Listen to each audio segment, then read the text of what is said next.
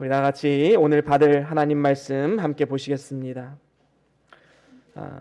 창세기 21장 1절에서 6절까지 말씀입니다. 창세기 21장 1절에서 6절까지 말씀. 저와 여러분들이 한 절씩 교독하고 마지막 절은 함께 읽겠습니다. 여호와께서 그 말씀대로 사라를 권고하셨고 여호와께서 그 말씀대로 사라에게 행하셨으므로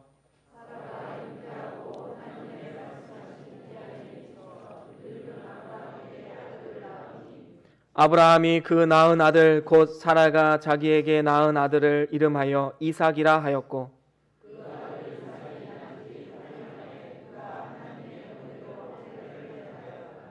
아브라함이 그 아들 이삭을 낳을 때에 백세라.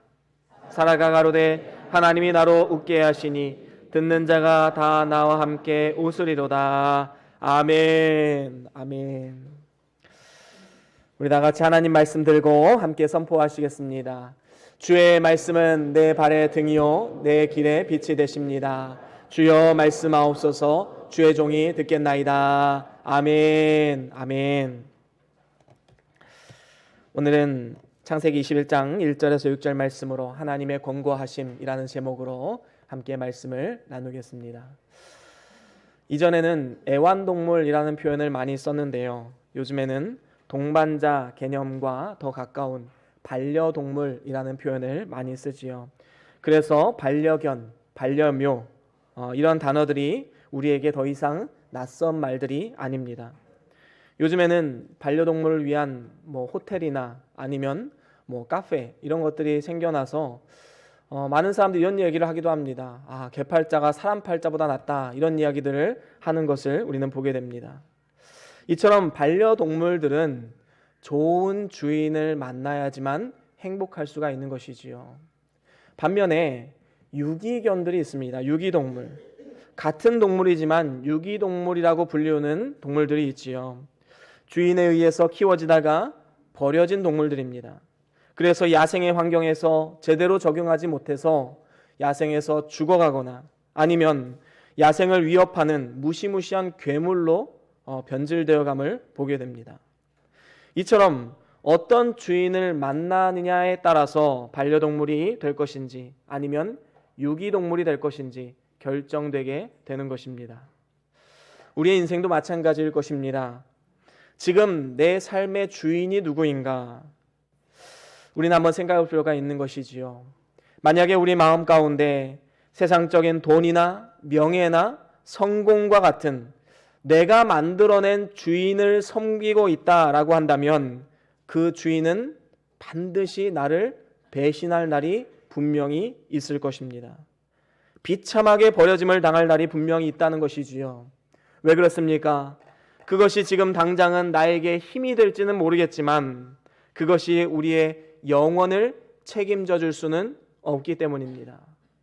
요즘에 우리가 연일 터져나오는 뉴스를 통해서도 알 수가 있지요.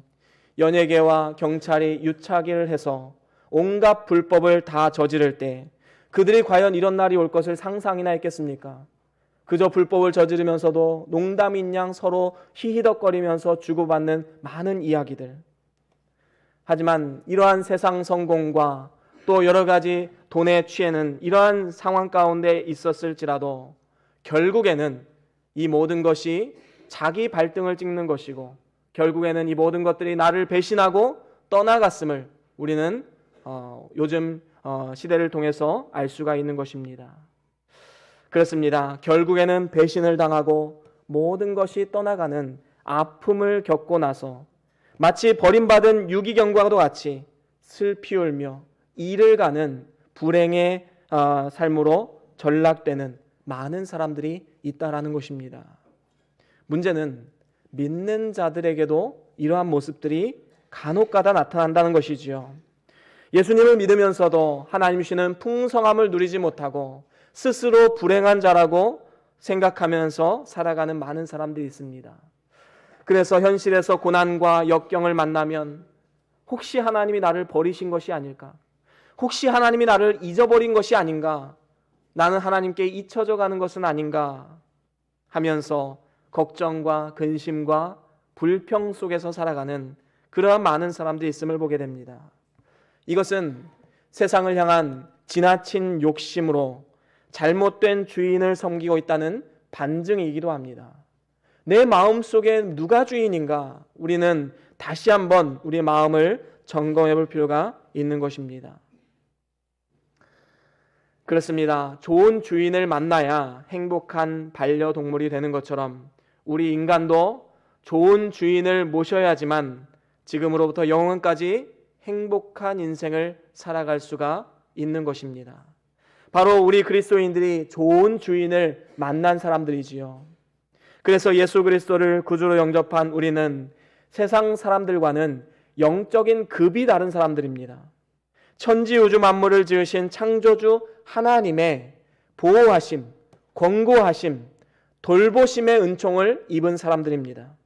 그래서 하나님께서 영원토록 우리를 떠나지 아니하시고 날마다 권고하고 계심을 우리는 기억해야 되는 것입니다.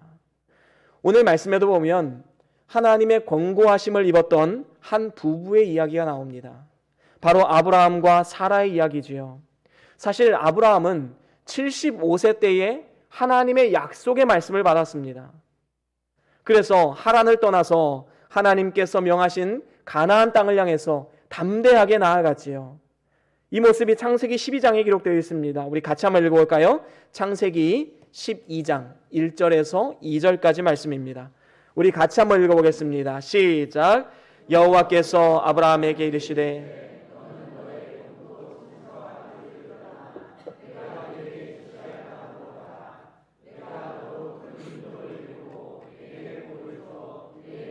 창대케 하리니 너는 복의 근원이 될지라. 아멘. 그렇습니다. 너는 본토 친척 아비집을 떠나 내가 지시할 땅으로 가라 라고 말하면서 내가 너에게 복을 주어서 복의 근원이 되게 하겠다. 얼마나 축복의 말씀입니까? 얼마나 큰 축복의 말씀입니까? 아브라함은 하나님의 말씀에 순종해서 그 말씀대로 따라갔고 이제 하나님께서 그의 삶을 이끄실 것이라는 그러한 기대감, 소망을 가지고 한 걸음 한 걸음 나아갑니다. 특별히 아브라함 자신을 통해서 복의 근원이 되게 하겠다, 큰 민족을 이루게 하겠다, 이러한 약속들은 아브라함에게 큰 힘과 능력이 되었을 것입니다. 하지만 문제는 이렇게 말씀대로 순종했음에도 불구하고 1년이 지나도 2년이 지나도 5년이 지나고 10년이 지나도 자녀가 생기지 않는 것입니다. 한 해 또 한 해 지나갈수록 아마도 아브라함의 마음 가운데 자연스럽게 이러한 마음이 들었을 것입니다. 하나님께서 나를 혹시 잊으셨나? 하나님께서 나를 혹시 버리셨나? 자그마치 25년의 세월을 이렇게 보냈습니다. 물론 그 사이사이에 하나님께서 불신하는 아브라함을 향해서 나타나셔서 약속의 말씀을 다시 한번 확인시켜주는 그러한 장면들이 창세기 12장부터 21장까지 여러 번 나옵니다. 하지만 말이 25년이지 여러분 한번 생각해 보십시오. 하나님의 약속을 받고 25년 동안 기다린다는 것, 이것이 과연 쉬운 일이겠습니까? 아마도 세상 사람들은 그를 조롱했을 수도 있습니다. 본토 친척 아비집을 떠나서 너 성공하나 봐라, 사람들이 이야기했을 것입니다. 하지만 약속이 이루어지지 않는 모습을 보면서 사람들의 조롱거리가 되고 또 자신의 삶 가운데 여러 가지 고통과 근심과 번민 가운데 살아가는 이러한 아브라함의 모습이 있었을 것입니다. 이렇게 하나님의 약속이 잊혀져 가고 더 이상 가능성이 없다고 생각될 때 하나님께서 사람의 형상을 입고 다시 한번 아브라함에게 나타나는 장면이 창세기 18장에 나옵니다. 우리 창세기 18장 10절 말씀 우리 같이 한번 읽어볼까요? 창세기 18장 10절입니다. 함께 읽겠습니다. 시작.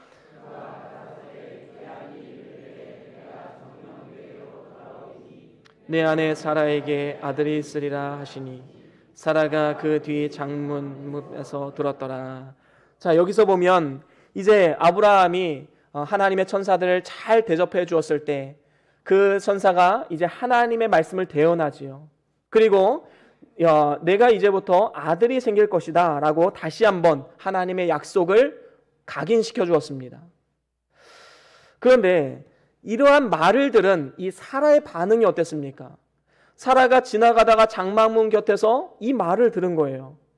그러자 이 사라는 자신도 모르게 자신의 마음속에 있는 그 생각들이 삶으로 나타나게 되었습니다. 어떻게 나타났습니까? 창세기 18장 11절, 12절 우리 같이 읽어보겠습니다. 11절과 12절입니다. 시작. 아브라함과 사라가 나이 많아 늙었고 사라의 경수는 끊어졌는지라.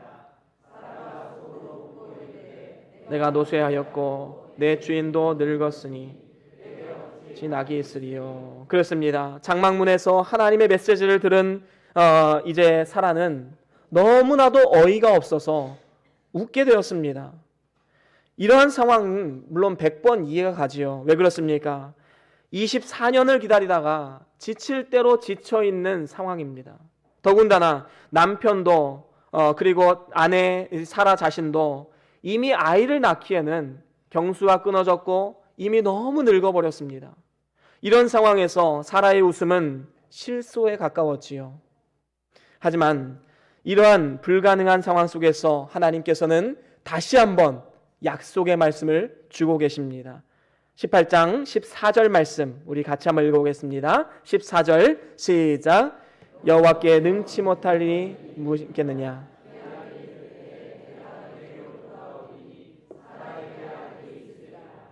아멘. 그렇습니다. 여기서 보면 하나님의 때가 이르면 기한이 되면 약속한 아들을 주시겠다라고 분명하게 다시 한번 약속하고 있음을 볼 수 있습니다. 그리고 이제 1년이 지나서 오늘 말씀에 드디어 약속의 아들인 이삭이 태어나는 장면을 그리고 있습니다. 먼저 본문 말씀 1절 우리 같이 한번 읽어볼까요? 오늘 본문으로 오겠습니다. 21장 1절 말씀 한 번 더 읽겠습니다. 시작. 그래서 말씀대로 사라를 권고하셨고 여호와께서 그 말씀대로 사라에게 행하셨으므로. 그렇습니다. 여호와께서 그 말씀대로 사라를 권고하시고 돌보셨다. 그리고 여호와께서 그 말씀대로 사라에게 행하셨다라고 말씀하고 있습니다. 다시 말하면 자신이 잊혀지고 있었다는 느껴졌던 그 순간일지라도, 그리고 더 이상 가능성이 없다고 느껴졌던 그 순간일지라도 하나님께서는 아브라함과 사라를 잊지 않으셨고 그 말씀대로 권고하시고 행하셨다라고 말씀하고 있는 것입니다. 그렇습니다. 아브라함과 사라를 권고하셨던 하나님께서 오늘 우리의 삶 가운데 동일하게 역사하고 계십니다. 그리스도 안에 있는 우리들을 하나님께서 권고하시고 말씀대로 행하셔서 그의 놀라운 은혜를 경험할 수 있도록 오늘도 우리의 삶 가운데 은혜를 베풀고 계시는 것입니다. 시편 23편에도 이러한 시편 기자의 마음이 잘 담겨져 있지요. 23편 우리 4절 말씀 한번 같이 읽어볼까요? 시편 23편 4절 말씀 우리가 잘 아는 말씀입니다. 함께 읽어보겠습니다. 시작. 내가 사망의 음침한 골짜기로 다닐지라도 해를 두려워하지 않을 것은 주께서 나와 함께 하심이라. 주의 지팡이와 막대기가 나를 안위하시나이다. 아멘. 아멘. 그렇습니다. 하나님께서는 그의 사랑하는 자녀들에게 푸른 초장 쉴만한 물가로만 인도하시는 분이 아니십니다. 때로는 사망의 음침한 골짜기로 우리를 인도하실 때도 있는 것입니다. 우리가 예수님 믿으면 참 꽃길만 걷고 좋은 일만 생기면 얼마나 좋겠습니까? 하지만 하나님께서는 절대로 그렇게 만들지 않으십니다. 우리의 영적인 유익을 위해서 때로는 사망의 음침한 골짜기를 주실 때도 있다라는 것입니다. 하지만 이 사망의 음침한 골짜기를 걷는다 할지라도 우리가 두려워하지 않을 것은 왜 그렇습니까? 주께서 나와 함께 하심이라. 우리 다 같이 한번 선포할까요? 주께서 나와 함께 하심이라. 아멘. 아멘. 그렇습니다. 우리가 사망의 음침한 골짜기를 다닐지라도 우리가 더 이상 두려워하지 않을 것은 우리 주님께서 나를 권고하시고 나를 돌보시고 계시다는 믿음 때문에 가능한 것입니다. 그렇기 때문에 우리의 삶 가운데 고난이 없어지고 고통이 없어지를 기도하는 기도보다 더 중요한 기도가 무엇입니까? 이 고난과 고통을 통해서 내가 하나님을 더 깊이 경험하고 이것을 하나님의 인도하심과 하나님의 도우시는 손길을 경험하는 축복의 계기가 되게 달라고 우리는 기도해야 마땅한 것입니다. 그렇게 기도하며 나아갈 때 우리의 삶 가운데 두려움은 사라지고 기쁨과 감사만이 우리의 삶 가운데 차고 넘치는 줄로 믿습니다. 그렇습니다. 하나님은 오늘 우리의 삶 가운데 권고하고 계십니다. 돌보시고 계십니다. 은혜를 내려주십니다. 우리가 이런 확실한 믿음을 가지고 살아가야 하는 것입니다. 그렇다면 우리가 하나님의 권고하심을 진정으로 믿는다면 우리가 이 땅을 살아가면서 어떠한 삶의 자세를 가지고 살아가야 되는가? 오늘 말씀을 통해서 세 가지로 우리 같이 나눠보길 원합니다. 하나님의 권고하심을 믿는 자의 삶의 자세. 첫 번째로는 하나님의 약속과 때를 믿고 기다려야 되는 것입니다. 우리는 하나님의 약속을 믿는 것에서만 그치는 것이 아니라 그 때를 묵묵히 기다려야 하는 것입니다. 많은 사람들이 실족하고 넘어지는 이유가 무엇입니까? 하나님의 약속을 믿는데 때를 기다리지 못하기 때문입니다. 하지만 오늘 본문 말씀 2절 말씀에 우리에게 이렇게 말씀하고 있지요. 오늘 본문 2절 말씀 한 번 더 읽겠습니다. 시작.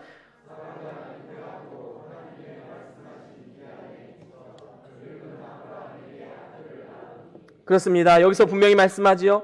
하나님의 말씀하신 기한에 미쳤다. 하나님이 약속하신 그 때가 이르렀기 때문에 그의 가정에 이삭이 태어나게 되었던 것입니다.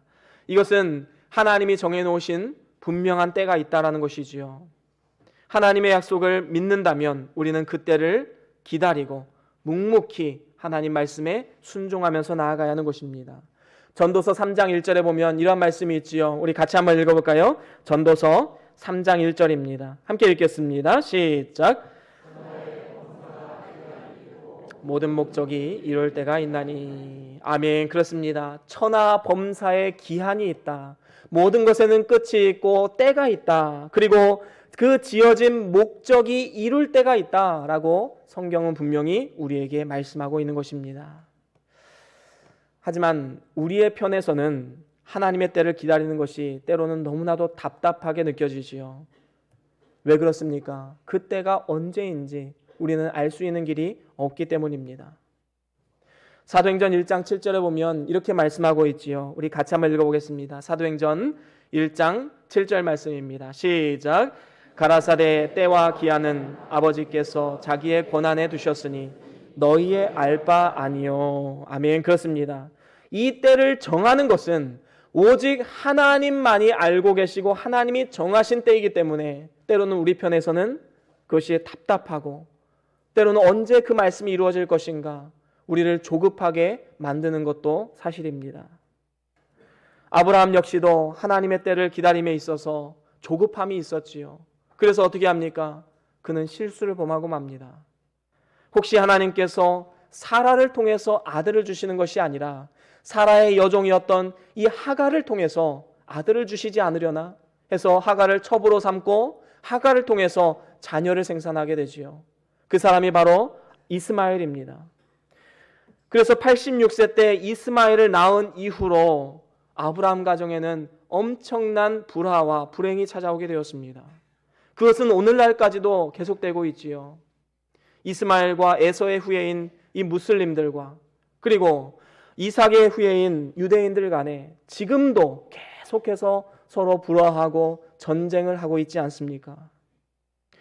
우리가 진정으로 하나님을 신뢰한다는 것은 어떤 의미입니까? 하나님께서는 좋으신 분이시기 때문에 우리에게 가장 적실한 때에 가장 좋은 것을 주시는 분이심을 우리는 믿어야 되는 것입니다.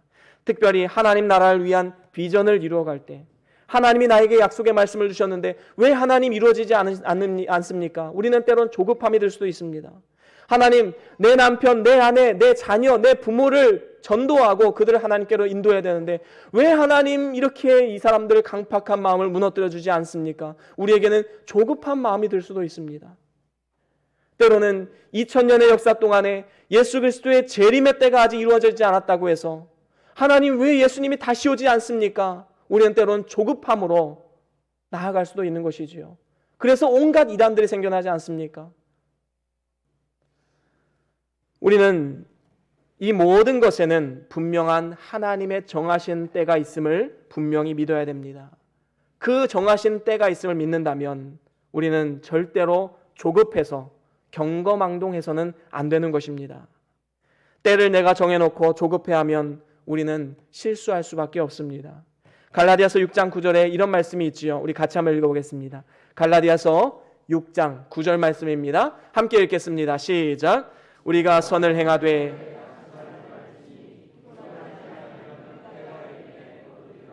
아멘. 그렇습니다. 우리가 선을 행하되, 다시 말하면 하나님의 말씀에 순종하면서 나아가되 절대로 낙심하거나 피곤하지해서는 안 된다. 때가 이름에 거두리라. 다시 말하면 하나님의 정하신 때가 이르면 하나님의 뜻이 이루어질 것이다 라고 우리에게 분명히 말씀하고 있는 것입니다. 저와 여러분들이 하나님의 약속을 믿는 자로서 하나님의 때를 기다리면서 끝까지 낙심하지 말고 믿음으로 한 걸음 한 걸음 승리하며 나아가는 저와 여러분들의 삶이 될 수 있기를 주의 이름으로 간절히 축원합니다. 그런가 하면 두 번째로 하나님의 권고하심을 믿는 자의 삶의 자세, 두 번째는 하나님의 자녀라는 정체성을 가지고 살아가는 것입니다. 하나님의 권고하심, 돌보심을 우리가 신뢰하고 믿음으로 살아가기 위해서는 우리의 정체성을 바르게 세워야 됩니다. 내가 누구인가? 나는 어디로부터 와서 어디로 가는 존재인가? 바로 이러한 정체성을 바로 세우는 의식이 오늘 말씀의 구약의 할례입니다. 오늘 본문에도 그 내용이 나오고 있지요. 4절 말씀 우리 같이 한 번 더 읽겠습니다. 4절 말씀입니다. 시작. 그 아들 이삭이 난 지 8일 만에. 아멘. 그렇습니다. 하나님의 약속이 있은 지 25년 만에 얻은 아들 이삭이 이제 태어나고 8일 만에 하나님의 명령에 따라서 할례를 받는 장면이 기록되어 있습니다. 이러한 할례는 오늘날 남자 아이들에게 하는 포경수술과 같은 것입니다. 이것은 하나님께서 그 백성들에게 주시는 언약의 증표의 역할을 하는 것이지요. 그래서 할례를 받은 사람은 내가 하나님의 백성이고 하나님의 권고하심과 하나님의 돌보시는 은총이 나의 삶 가운데 함께하고 있다라는 것을 믿으면서 나아가야 하는 것입니다. 다시 말하면 자아 정체성을 바르게 세우는 언약의 증표인 것입니다. 오늘날 이러한 할례의 의미가 발전해서 유아 세례를 거행하기도 하지요. 유아 세례는 부모가 믿음으로 잘 아이들을 양육하겠다는 믿음의 서약입니다. 그래서 부모는 유아 세례를 받은 아이들을 양육하면서 항상 그리고 수시로 교육해야 될 내용이 있는데 그것은 무엇이냐면 그 아이의 정체성을 세워주는 것입니다. 너는 유아 세례를 받은 아이로서 하나님의 자녀요 하나님의 백성이란다. 하나님 나라의 정체성을 가지고 이 땅을 살아가야 돼. 이러한 교육들을 계속해서 해줘야 된다는 것이지요. 이것이 바로 하나님 나라의 정체성을 심어주는 것입니다. 그래서 유아세례 받은 증서를 받으시면 어디 잘 보이는데 아이들 방이나 이런 곳에 잘 보이는 곳에 이렇게 펼쳐서 놓아둬야 됩니다. 아이들이 계속 그것을 보면서 아 그래 내가 하나님의 자녀이지, 나는 유아세례를 받은 사람으로서 하나님의 백성이야, 이러한 의식들을 어려서부터 가지고 나아가야 된다는 것입니다. 그렇습니다. 할례를 받은 아이들은 어려서부터 자신의 정체성을 세워나가며 하나님 나라의 백성답게 살기 위해서 노력하게 됩니다. 가야 할 곳과 가지 말아야 할 곳을 구별하고 해야 할 것과 하지 말아야 할 것을 구별하는 삶, 바로 이러한 삶이 할례를 받은 하나님의 백성의 본분인 삶이다라고 말할 수가 있는 것입니다. 특별히 할례가 몸의 피부를 잘라내는 것처럼 유아세례나 세례를 받는 것도 내 안에 있는 혈기나 정욕, 타락한 본성을 잘라내는 것을 의미합니다. 그리고 이제는 예수 안에서 완전히 새로운 피조물로 새롭게 거듭나는 것을 말씀하고 있는 것이지요. 우리가 십자가에 못 박히신 예수님을 믿을 때에 우리는 예수님과 함께 죽게 됩니다. 그리고 예수님이 부활하신 것처럼 우리도 부활의 소망을 가지고 이 땅을 살아가게 되는 것이지요. 다시 말하면 우리의 옛사람은 완전히 청산하고 이제는 새 사람으로 완전하게 거듭나게 된 것입니다.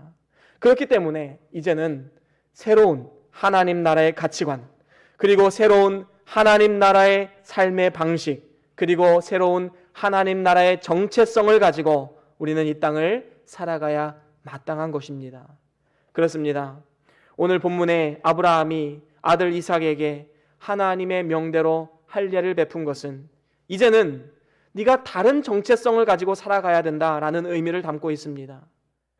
고린도전서 3장 16절에도 우리에게 이렇게 말씀하고 있지요. 우리 같이 한번 읽어볼까요? 고린도전서 3장 16절입니다. 함께 읽겠습니다. 시작. 너희가 하나님의 성전인 것과 그렇습니다. 우리의 몸은 하나님의 성령이 거하시는 성전임을 분명히 기억해야 할 것입니다. 이러한 정체성을 가진 사람이 어떻게 하나님을 떠나서 세상의 길로 걸어갈 수가 있겠습니까? 하나님의 자녀된 정체성을 가지십시오. 하나님의 거룩한 성전된 정체성을 가지십시오. 그래서 하나님의 권고하심을 따라서 세상과 구별된 탁월한 거룩성으로 하나님의 영광을 나타내는 복된 삶을 살아가는 우리 모두의 삶이 될 수 있기를 주의 이름으로 간절히 축원합니다. 그런가 하면 세 번째로는 하나님의 권고하심을 믿는 자의 삶의 자세, 세 번째는 역전시키시는 하나님을 바라보라라는 것입니다.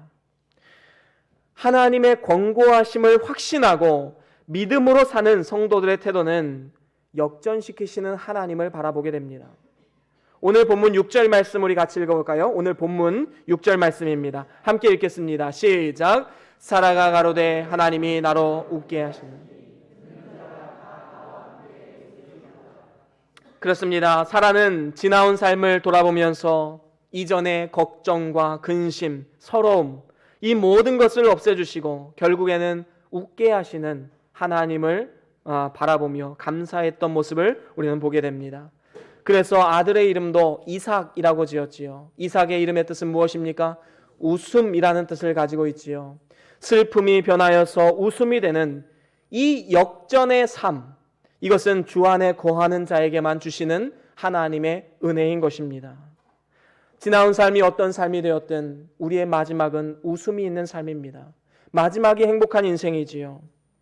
시편 126편에도 이러한 슬픔이 변하여서 웃음으로 변한 이 하나님의 은혜를 찬양하는 모습이 나옵니다. 시편 126편 우리 1절과 2절 말씀 우리 같이 한번 읽어보겠습니다. 시편 126편 1절과 2절 함께 읽겠습니다. 시작. 여호와께서 시온의 포로를 돌리실 때에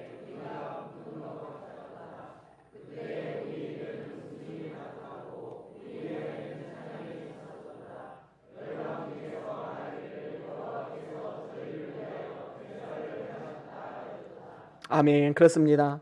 이 시는 이스라엘이 70년 동안 바벨론의 포로로 붙잡혀서 살아가다가 이제 70년 뒤에 해방이 되어서 다시 본국으로 돌아오면서 쓰여진 이 시입니다.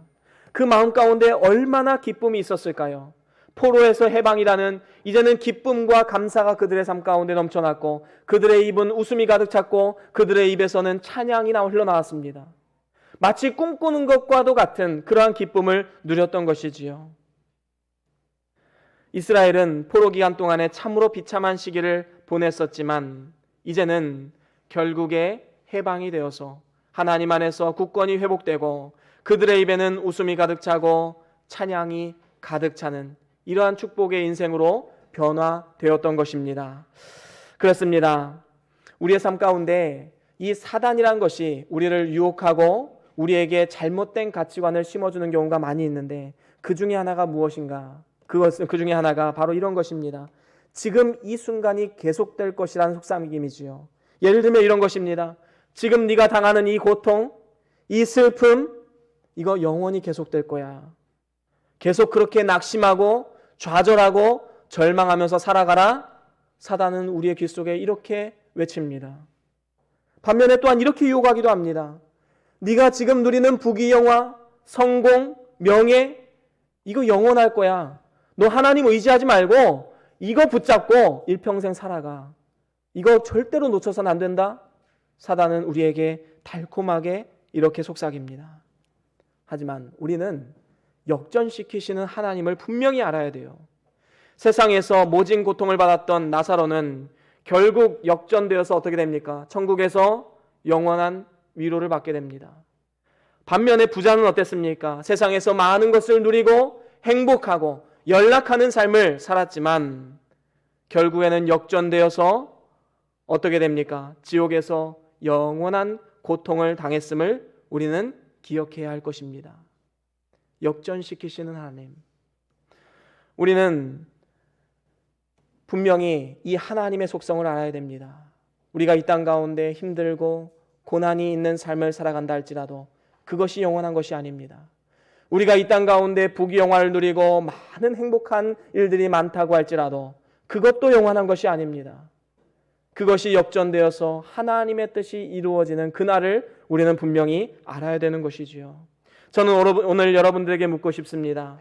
지금 현재 고난과 고통의 길을 걷고 있든지 아니면 소위 말해서 꽃길을 걸으며 모든 면에 형통한 삶을 살고 있든지 지금 현재의 삶에는 관계없이 여러분들은 마지막이 아름다운 인생입니까? 아니면 비참한 인생입니까?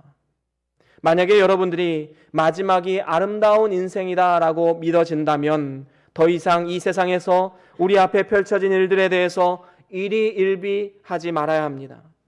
눈물나게 힘든 순간일지라도 모든 것이 지나가고 행복한 날이 올 것이다. 하나님 안에서 영원토록 즐겁게 하나님과 동행하는 삶이 올 것이다. 우리는 소망을 가지고 살아가야 되는 것이지요. 엄청난 성공이 있더라도 풀의 꽃과 같이 시드는 날이 분명히 있다는 것을 또한 알아야 됩니다.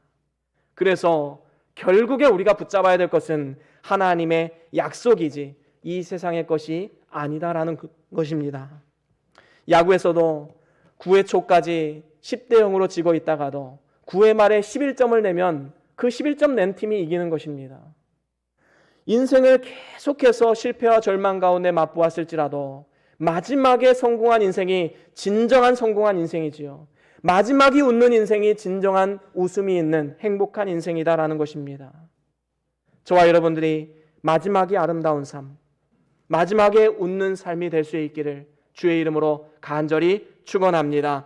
사랑하는 우리 변동교회 성도 여러분, 이제 말씀을 마무리합니다. 우리 하나님께서는 우리 모두의 삶 가운데 지금도 살아 역사하시면서 우리에게 계속해서 권고하고 계십니다. 우리는 유기된 자들이 아닙니다. 버려진 존재들이 아니다라는 것이지요.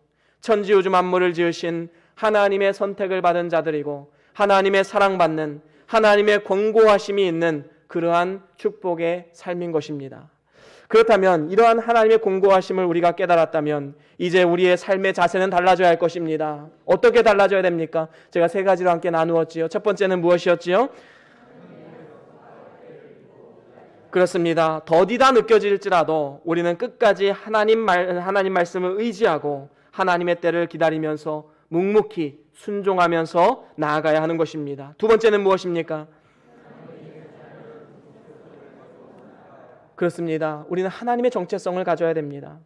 이삭에게 행했던 할례의 정신, 하나님의 언약 백성의 정체성을 가지고 우리는 이 땅 가운데 살아가면서 구별된 삶을 살아가야 마땅한 것입니다. 세 번째는 무엇입니까? 그렇습니다. 지금 현재의 삶을 바라보지 마십시오. 마지막이 아름다운 삶, 승리의 삶이 될 수 있기를 오늘 하루 준비하면서 살아갈 수 있기를 간절히 축원합니다. 오늘도 내일도 영원토록 우리를 권고하시고 돌보고 계시는 하나님의 손길을 바라보십시오. 그래서 우리의 삶의 자세를 바로 세우고 장차 하나님이 예비하신 모든 축복과 은혜를 받아 누리시는 저와 여러분들의 삶이 될 수 있기를 주의 이름으로 간절히 축원합니다. 우리 다 같이 오늘 받은 말씀 기억하시면서 우리 함께 잠깐 기도하시겠습니다. 어떠한 말씀을 받으셨습니까? 어떠한 감동이 있으셨습니까? 어떠한 삶의 용기와 결단이 있으셨습니까? 이 시간 그것을 붙잡고 잠깐 동안 묵상하시면서 기도하시겠습니다.